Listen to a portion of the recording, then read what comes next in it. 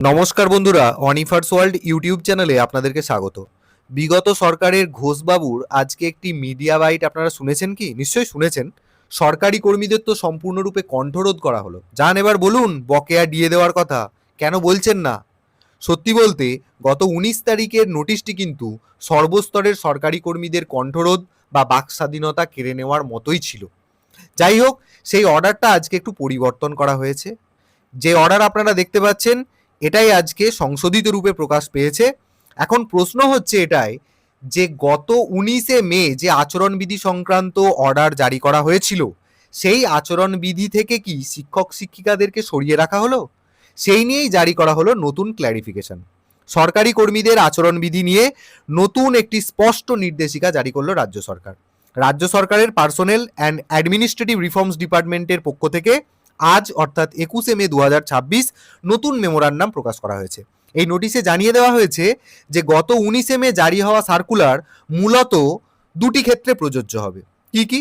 এক নম্বর হচ্ছে ওয়েস্ট বেঙ্গল গভর্নমেন্টের রেগুলার এস্টাবলিশমেন্টের অফিসার এবং কর্মীদের ক্ষেত্রে প্রযোজ্য হবে। 2 নম্বর বোর্ডস, কর্পোরেশনস, আন্ডারটেকিংস এবং অন্যান্য প্যারাস্টেটাল অর্গানাইজেশনের ক্ষেত্রে গত 19 তারিখের যে আচরণবিধি সংক্রান্ত নোটিশ সেইগুলো সব কার্যকর হবে।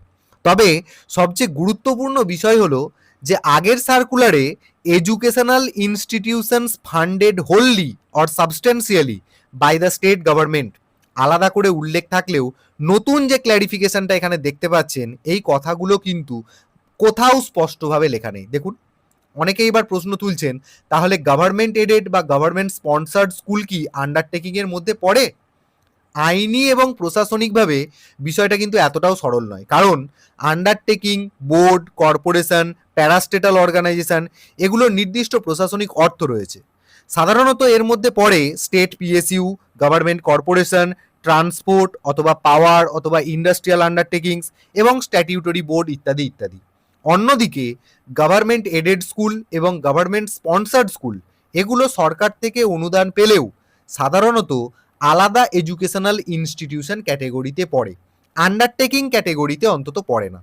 আর এজন্যই গত 19-এর মূল সার্কুলারে সরকার আলাদা করে লিখে দিয়েছিল educational institutions funded wholly or substantially by the state government, অর্থাৎ সরকার নিজেই এডুকেশনাল ইনস্টিটিউশনকে আলাদা ক্যাটেগরি হিসেবে উল্লেখ করে দিয়েছিল। কিন্তু আজ অর্থাৎ 21শে মে 2026-এর ক্ল্যারিফিকেশনে সেই এডুকেশনাল ইনস্টিটিউশনস অংশটি আর উল্লেখ করা হয়নি। এখান থেকেই নতুন অ্যাম্বিগুইটি বা ইন্টারপ্রিটেশন ইস্যু তৈরি হয়েছে। বর্তমান পরিস্থিতি অনুযায়ী গভর্নমেন্ট আন্ডারটেকিংস এখনও স্পষ্টভাবে এই নির্দেশিকার আওতায়, কিন্তু স্কুল কলেজের ক্ষেত্রে নতুন ক্ল্যারিফিকেশনের পরে ব্যাখ্যা নিয়েই প্রশ্ন থেকে যাচ্ছে। তাই সব এডেড স্কুল অটোমেটিক্যালি আন্ডারটেকিংয়ের মধ্যে পড়ে, এই দাবিটা টেকনিক্যালি দুর্বল যুক্তি বলেই মনে করা হচ্ছে। ফলে শিক্ষক শিক্ষিকা এবং গভর্নমেন্ট এডেড অথবা স্পন্সার্ড স্কুল কর্মীদের উপর এই নির্দেশিকা কতটা প্রযোজ্য তা নিয়ে নতুন করে আলোচনা শুরু হয়ে গেছে। নতুন নির্দেশিকায় মূলত মিডিয়ার অংশগ্রহণ, সংবাদ মাধ্যমে তথ্য প্রদান, সরকারি নীতির প্রকাশ্য সমালোচনা ইত্যাদি বিষয়ে নিয়ন্ত্রণের কথাই বলা হয়েছে। তো আপাতত আপনাদের জন্য অনেক জ্ঞানমূলক কথাবার্তা, যদিও এই সমস্ত জ্ঞানমূলক কথাবার্তাগুলি একজনের কাছ থেকে শেয়ার করা, তার নাম আমি ভিডিওর ডেসক্রিপশন বক্সে শেয়ার করে দেবো। ভিডিওটি অবশ্যই সকলের সাথে শেয়ার করুন এবং আপনারা যারা আমার চ্যানেলে নতুন তারা চ্যানেলটিকে সাবস্ক্রাইব করে নিতে ভুলবেন না।